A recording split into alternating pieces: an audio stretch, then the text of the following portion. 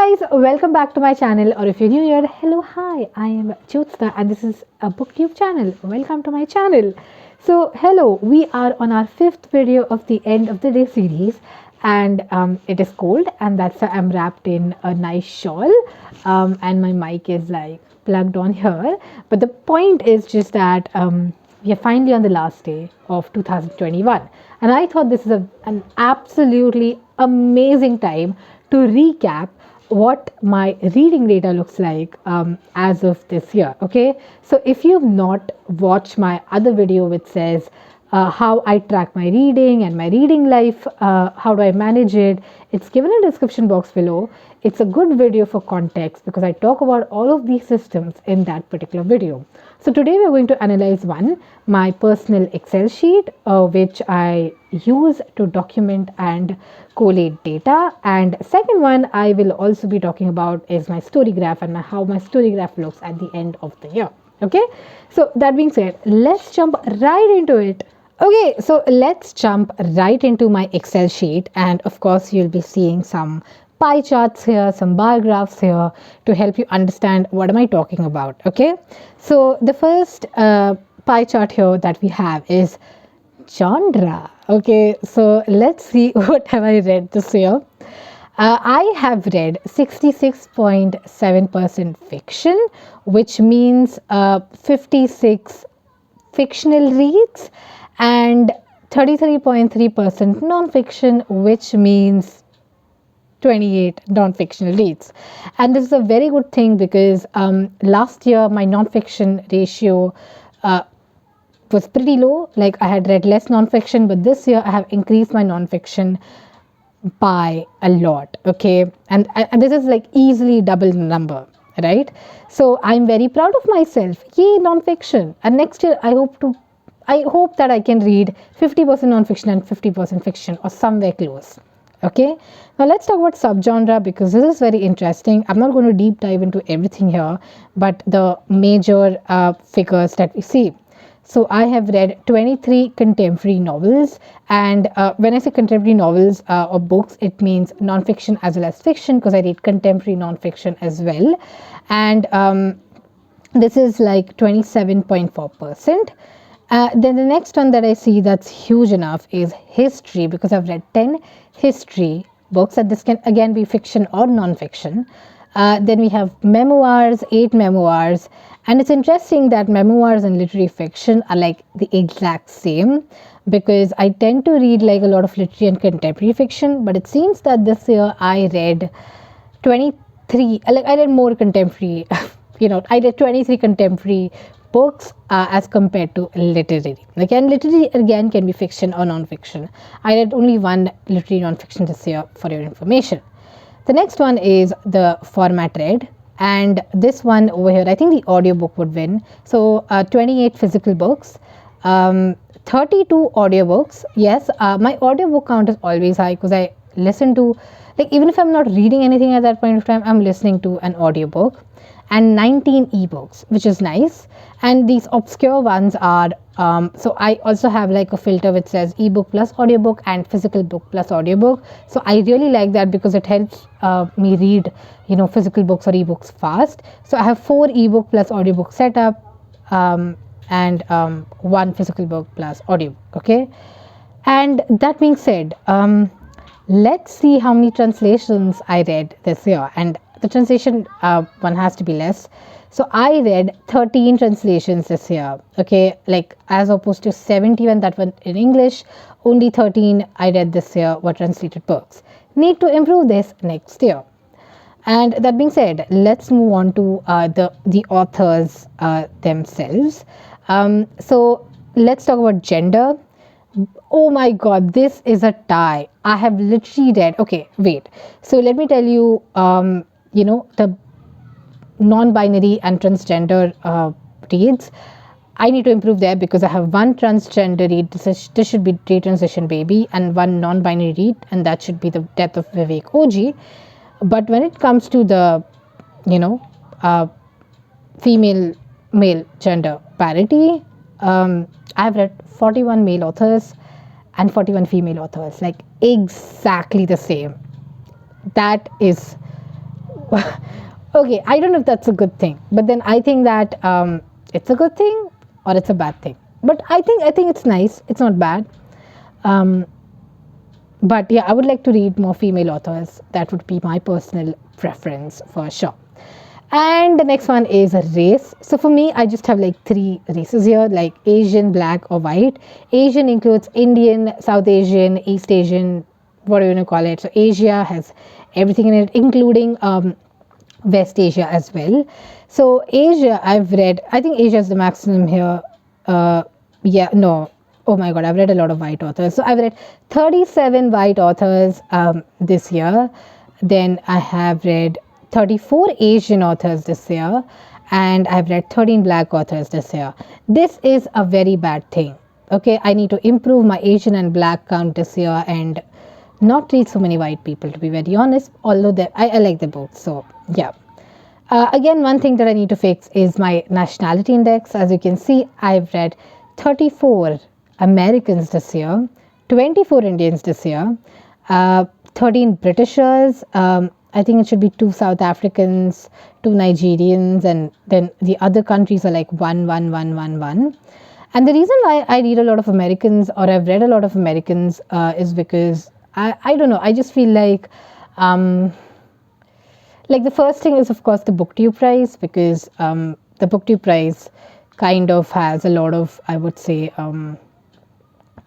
people who are Americans in the list, and even the international prizes that I lead, including Women's Prize and what do you call it? The Booker Prize. Like, there are Americans in that list, like, and there were 0 Indians in the shortlist, of course. So I need to change this, but I'm not sure how to do that, because I don't know. It's interesting, but I want to change it for sure. And then let's talk about the source from where I get my books. So this is interesting because I have like multiple sources to read books, because I'm like a reader, as you know. And the first one is Owned on Shelf. I have read 28 books that are there in my bookshelf. 24 books from Libby, which is pretty interesting because I do use my Libby extensively. 11 books from Audible. 17 books on my Kindle, and then I have like 3 books that were gifted to me technically. So this is a bit like muddy because I need to recheck like what's gifted to me and owned on shelf. I think in 2022 I'm not going to have something called gifted to me. Okay, I'm just going to keep it like owned on shelf, and it's as simple as that. Okay, so my monthly view, as you can see, I have read the most number of books in April, and I read 10 books in April, followed by February, March, and November, where I read 9 books in each of these months. I read 8 books in September, 7 books in May and December, 6 books in June, 5 books in January and July, and my minimum has been in August, and that's 4 books. And I know why this is, because in the last week of June, I had kind of joined my new job, and things really escalated in August that I had to really reassess a lot of my schedule and things like that. And generally, my monthly aim is 4 books per month, but the fact that I've only I've like not gone below it, and I've always met 4 books a month makes me feel happy and have immense gratitude for that particular aspect. So now that we are done with my Excel sheets, this is the data that I collect in my Excel sheet. Let's move on to my Storygraph. So let's talk about Storygraph, right? Because Storygraph has its own way of measuring things, and I'm not the biggest fan of it, but then it's good for a view. It's good for a nice view, especially when you see the moods and pace section. So this is the mood section where it talks about like how many books did I read of a particular mood, and I read 53 reflective books, 46 emotional ones, 25 were challenging, 21 informative, 11 and so on. So I think my main chunk is reflective and emotional, and that's true. That's what I generally gravitate towards, which is okay, which is fine, which is like totally cool. And if you look at the pace, my maximum pace would be 39 medium, 34 slow, and only 9 fast. And this is not something that I can enter. This is something that they have on the system itself. So I don't have like much power on Storygraph. It's just whatever statistics that they give me that I tell you. Then we go for the page number. 300 to 499 is at 34. 45 books with less than 300 pages and 3 books with more than 500 pages. A suitable boy is a part of this. So, yeah. Oh, okay. So interesting stuff again with fiction, non-fiction. So this is kind of close to what we saw in my own Excel sheet, where we have 52 fiction and 25 non-fiction. Okay. And I absolutely love the way they have the bar graph for genres. So the thing is that when I say something is literary or contemporary, it does not mean that Storytel has to say the same, because mine is a manual sheet and theirs is like a very beautiful, colorful bar graph like this. So the maximum I would say would be literary. I've read 21 literary books, 12 historical fiction, history 10, contemporary 10. So, my Excel sheet kind of varies as compared to what they call literary and contemporary. Maybe I interchange stuff. Like I call literary contemporary and contemporary literary, because I just feel like, those are the appropriate genres to put forward. And that's why. So I don't take this seriously. I follow my Excel sheet and I just follow my own heart in this case. But it's very nice to see that I've been reading books that I really want, or genres that I've really wanted to read this year. So I'm absolutely happy looking at this graph. And that being said, the next one is the format. So I don't believe in this. This is not the correct graph, because I have not set up my format, or I have not entered my format into this particular website. I use my Excel sheet for it. So this graph is incorrect. Okay. Because I've not read 976 books in print. Sorry, I do a lot of audio and I cannot be like, oh, just one audiobook. No, I've read 31 audiobooks this year. Okay. And the most read the most read authors would be Taylor Jenkins Reid 2 books, Barbara Demick 2 books, Frank Herbert 2 books. Taylor Jenkins Reid, I read Daisy Jones and the Six and the Seven Husbands of Evelyn Hugo. Barbara Demick, I read Nothing to Envy and Eat the Buddha. Frank Herbert, I read Dune and Dune Messiah. So that's why these are here. And I really love this graph. It says number of books and pages read. Now I also do this, but it's interesting how they say number of pages is 2,500. Isn't that a lot? Are you kidding me? Isn't that a lot? Okay, I don't believe this graph, so I'm just going to scroll down. Now let's see the average rating, because so what I don't have on my Excel sheet is average rating. I think I should include average rating on my Excel sheet as well. So the average rating that I have given is actually 4.2 stars. Which means I have read some real good books this year. Okay, it's been a good reading year for sure, and I like looking at this.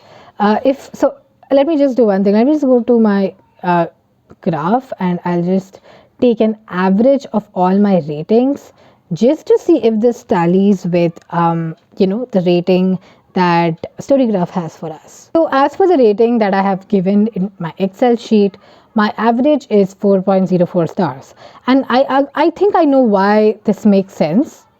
It's simply because of the idea that on Storygraph, I cannot give anything like 4.7. It has to be 4.75, or it has to be a number like that. And that makes sense. And that's why, it's different here and there. But this looks nice, yeah. It looks decent for sure. I absolutely loved it, and I'm I like Storygraph. It's not like I don't like it, but I like my Excel sheet much better. So yes, that was my data recap, or summarizing all my data for 2021.